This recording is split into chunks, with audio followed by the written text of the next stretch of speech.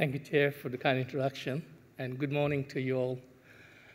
May I thank my team at the Bureau for the wonderful research and some of my colleagues at the Department of Agriculture, Fisheries and Forestry, Department of Climate Change and Energy Efficiency, and external reviews of the work that underpins my presentation today. Through Carbon Farming Initiative, agriculture is expected to play an important role in Australia's transitioning to a low emissions future. The government has legislated the Carbon Farming Initiative, or CFI, to facilitate the sale of carbon offset credits from eligible activities within the land sector. Like all carbon offsets around the world, the CFI should meet some internationally recognized integrity standards. And central to these integrity standards is the additionality test, additionality principle. The CFI legislation states that activities and practices which are not a common practice will be considered additional and may be eligible for carbon offsets credits. ABARES in recent times has done some research in this area and developed a framework for common practice determination. That's for additionality assessment under the CFI. I will present this framework today, but before that, let me give you a bit of an overview of the Carbon Farming Initiative. The Carbon Farming Initiative is the first legislated, federally backed, land sector-based carbon offset scheme in the world. It has commenced operation from December last year. The CFI covers a range of agriculture and forest carbon offset activities. The initiative enables farmers, landholders, land managers to generate and sell carbon credits by undertaking abatement projects that reduce or avoid greenhouse gas emissions or sequester carbon from the atmosphere. Importantly, participation in CFI is voluntary. So the success of this scheme will depend largely on how farmers and landholders see a clear benefit from the participation. What are the markets for the CFI credits? Demand for CFI credits is expected to come from domestic and international compliance and voluntary markets. Within Australia, Kyoto-compliant CFI credits can be sold into Australia's domestic carbon pricing scheme. For non-Kyoto-compliant credits, there is $250 million non-Kyoto CFI fund to purchase credits over for 6 years of the scheme. And this is in addition to the domestic voluntary market, comprising, for example, airlines and banks. Internationally, buyers of CFI credits may include foreign governments with abatement obligations under the Kyoto Protocol and its successors, or companies with emission obligations under national or regional schemes, as well as organizations voluntarily offsetting their emissions. CFI credits must meet a set of internationally recognized standards, and these standards are to ensure that CFI accredited abatement is additional, permanent, based on internationally consistent estimation methods, supported by peer-reviewed science, and doesn't cause any offsetting emissions or emission leakages elsewhere. The government is approving methodologies for the CFI eligible activities, which will ensure all these standards are met.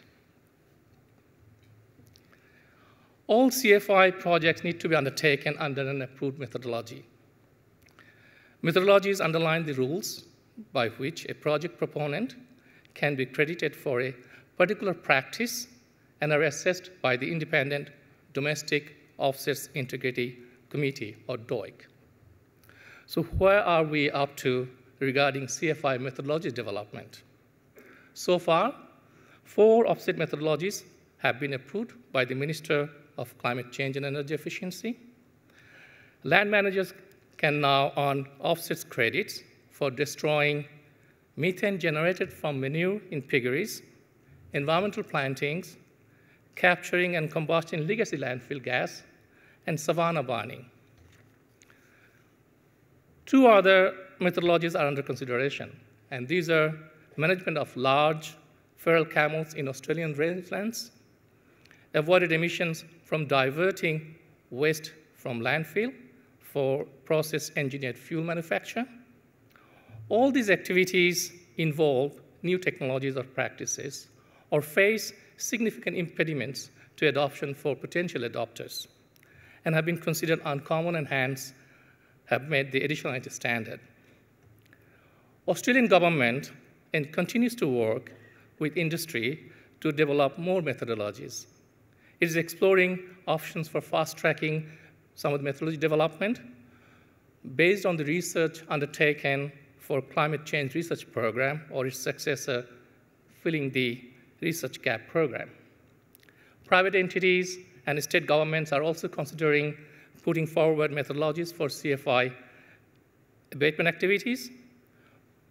For most future methodologies, ABARES proposed framework that I'm going to present is expected to be useful.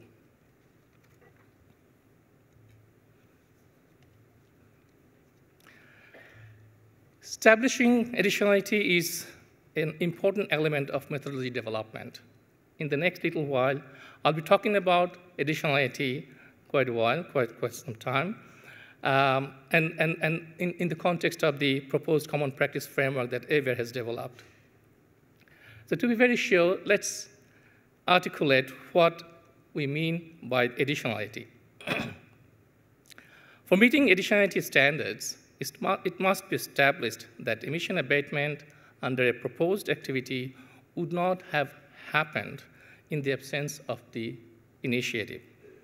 That is, to generate carbon offsets credit under the CFI, emissions reductions and sequestration must be additional to the business as usual or BAU labels. If an activity meets additionality criteria, it will be in the positive list. To meet the additionality standard for CFI, the Australian government has legislated a common practice test. Once this test has undertaken, a practice can go on the positive list and attract project proposals specific to that particular practice. The Department of Climate Change and Energy Efficiency has released guidelines for assessing common practice. A common practice test assesses how common an abatement activity or practice is in a specific sector or in a particular region. This is what we call a standardized approach. The standardized approach is a move away from project-based approaches that have been adopted in other offset schemes in the past.